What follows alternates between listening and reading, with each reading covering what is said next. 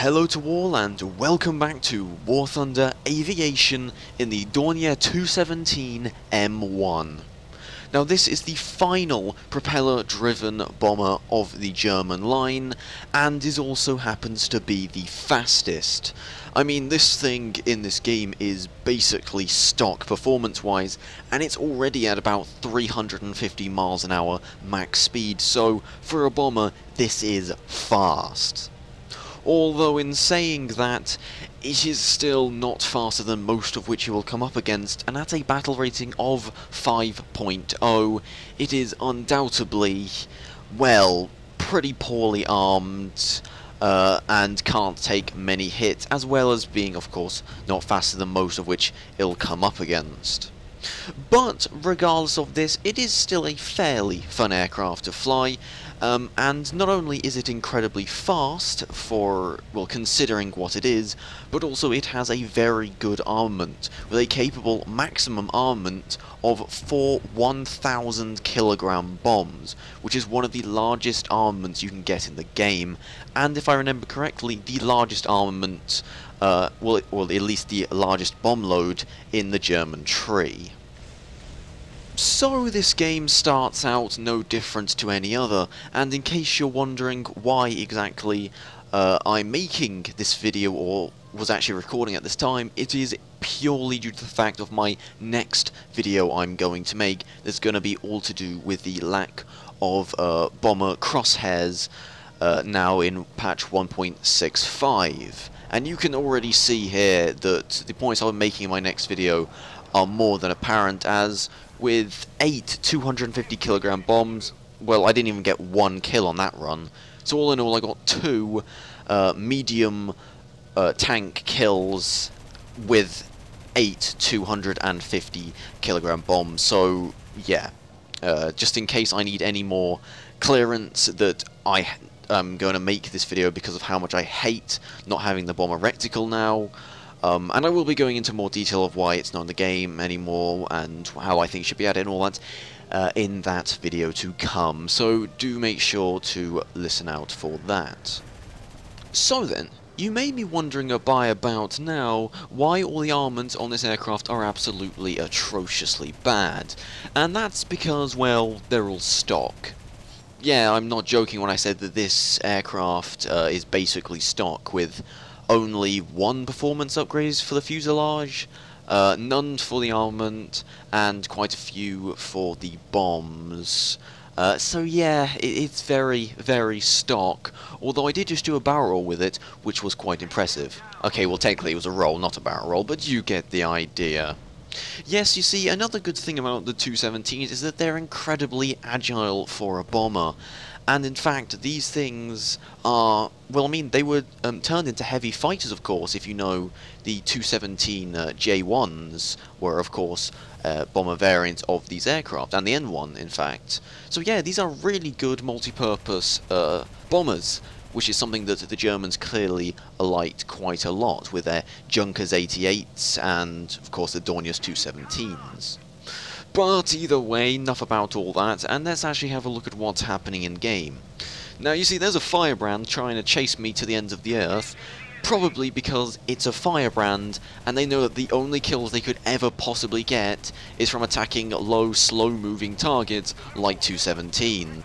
But it doesn't matter, because apparently they can't even do that right, as I just set the firebrand on fire, so I guess I'm making it live up to its name, and that's my first kill of the game. So already, I'm beating the average amount of kills people get in these bomber variants of the 217, because God knows, this thing isn't very good at defending itself. So, with my first kill in the bag, I have pretty much assured myself victory of the field and victory for my team. Oh, and by the way, in case you're wondering what my wizard paint job is on this aircraft, it is rather amazing, as you can see from the front. Something I found out when messing about with the customization on aircraft is that with aircraft with massive amounts of glass on the front of them, if you try and put an emblem on the front of it, on the front of the aircraft, and then press two-sided on it, it'll actually cover the entire inside of the cockpit with whatever emblem that is. So actually, I've got one of the German emblems. I believe that's the... what was it? I think that's the serpent one, that if you look directly at it, you'll probably see it better later on in this video, but yeah, that's basically a serpent all over the cockpit, which makes it look pretty awesome, if I do say so myself. But anyway, back on to what's happening in the game, and you'll notice that, well, I just noticed that that's a P-47 coming right for me, and to take my candy ass, as the kids say nowadays. Because yes, the 217s are incredibly easy at beating, especially at a 5.0 battle rating, so what do you do when you're probably going to lose? Well, quite simply, just continue flying forward and fly over your base to get flak cover, because God knows I'm not going to survive any other way. So, stupidly, this P-47 continues coming for me, so I just continue flying, and then I start laying the hurt on him. Remember, if someone's coming for you while you're flying over your own runway, always get at least one hit on them. Just make sure that the game has registered you got a hit on them, because then, as you can see now, when he eventually dies from the flak, I get the kill for it. Because one of the best things about the War Thunder kill system is that, well, it doesn't register AI kills as kills, per se. And if you get so much as one hit on an enemy aircraft, and then it's destroyed by AI, then you get the kill for it. Which is rather smashing, if I do say so myself. So, sometime later on, about a couple of minutes after landing, I'm just taking off here, and I've decided to change my bomb load around. I've gone from 8 250kg bombs to 4 500kg bombs, in the hope I'll actually get more ground kills. Once again, thanks Gaijin for taking rid of the reticle on the ground, so much easier to bomb now. But anyway, as you'll notice, I am looking a lot at the map, and that's because I'm watching my ally run back, because no one else is chasing him other than basically the entire enemy team, as you can see. And since I sort of, well, ideally don't want to go into the middle of the entire enemy team, I decided that I'm going to go right around these hills and take them from behind. So basically, what I'm saying I'm going to do is, I'm going to go, well, around the sides of a map, go through neutral territory, and then spike them from below. So basically, I'm Germany being Germany. And with that in mind, we might as well speed this up a bit, so we can get to the actual interesting part a little bit faster. So as you can see here, I'm just flying at pretty standard Dornier speeds of roughly 5 miles per second. And I'm just going to come up against those medium tanks, column dead ahead. And I can see there's a Wyvern attacking ground forces over there, so I'm hoping I can sneak past him. And that's not going to happen, actually, is it? Yes, there he is, and here he comes. So get ready and brace. Brace! Oh.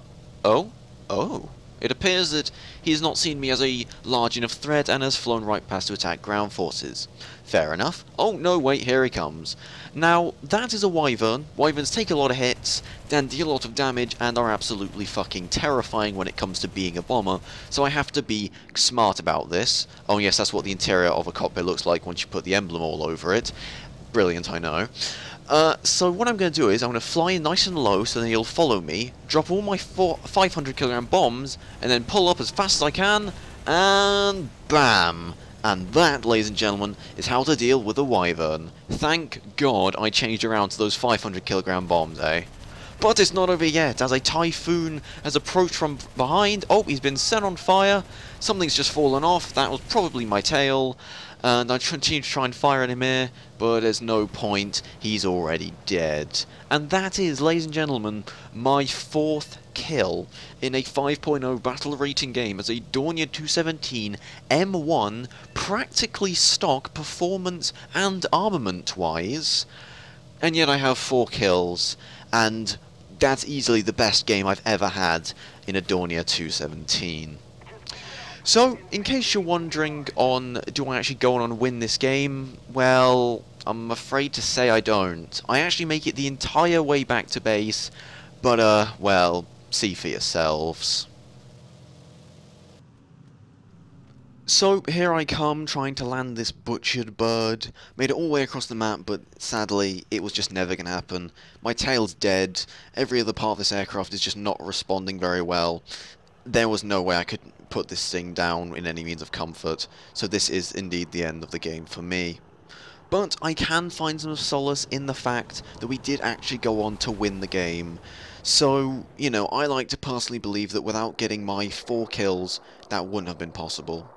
So anyway, make sure to like, comment and subscribe, it's always appreciated. And until next time, I say thank you very much, and I'll see you then.